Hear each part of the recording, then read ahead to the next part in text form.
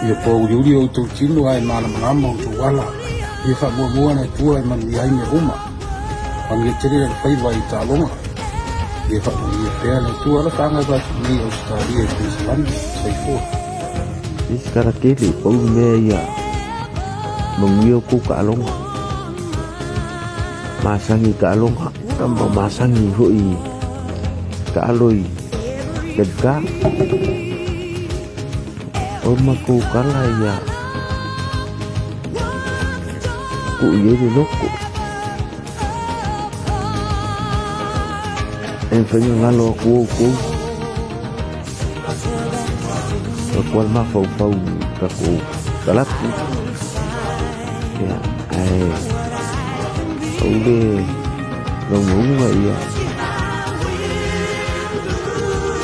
ya mua le auso le loko ngakasi maua le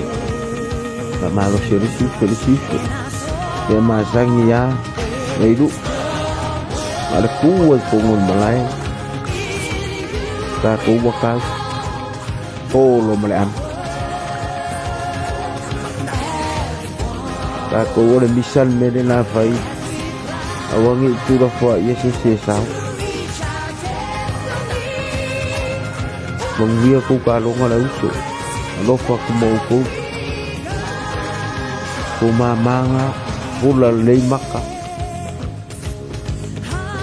kasih dua kon baidu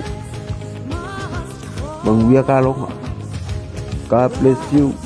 lofa ku mau ku uma era ini mulai paisa mangyang kele mo ku uso ni kini baidu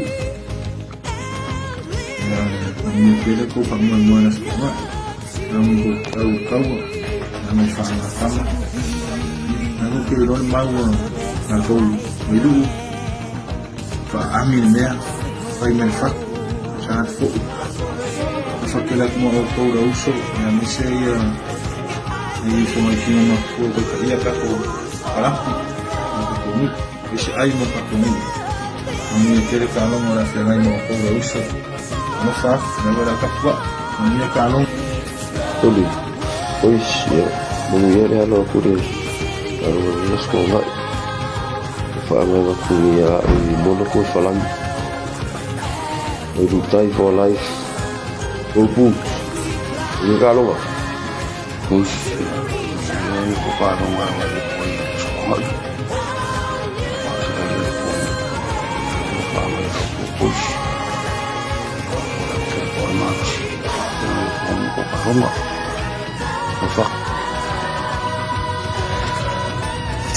siapa kau Malaysia kerja kau usuk kau berapa tersang kita apa alu polu Malaysia kerja usuk tapi malu sebab aku ni kali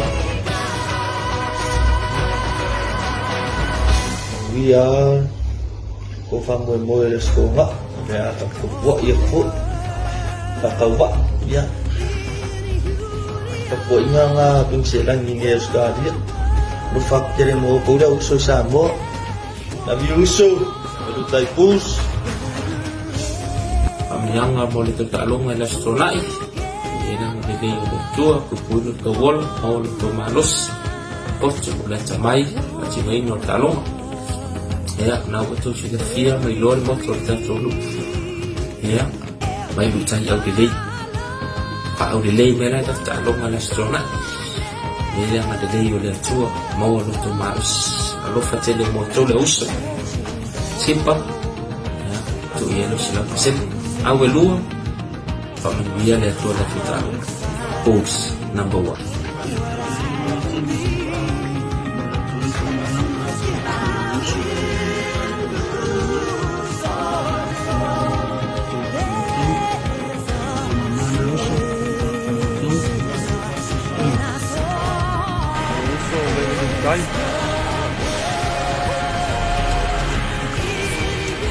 Kalau pangan dulu, di pasar ni kau kalung mana kau kayau, usut mau dia kau kalung, kalau beli ekor marus, aku mengai kalung, Dia ko mau ko kalong ala so kaya uso. Pangane bak mi kilang New Zealand mau le uso ya che. Mo le ko panga mo ko la uso. Kau ingat kau kaya uso kalul polu. Panga ngai mo le pinge ya mau le uso.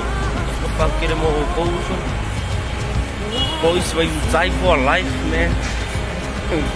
Kile mo go Bulls. Go Bulls.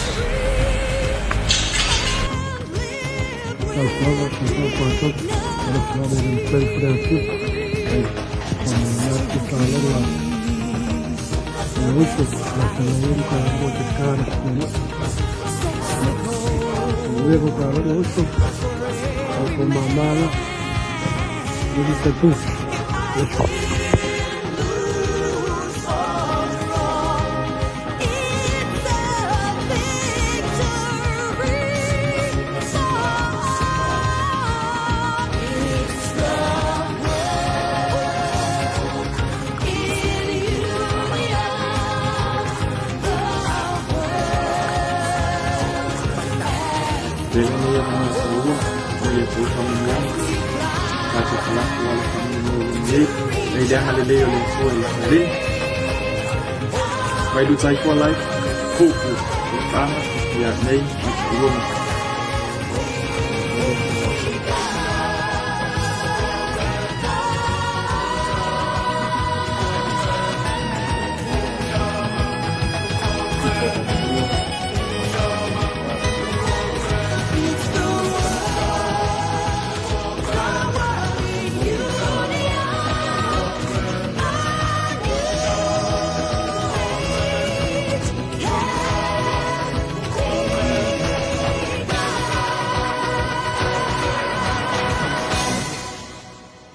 Ang ngay mo dia kulong ikaw.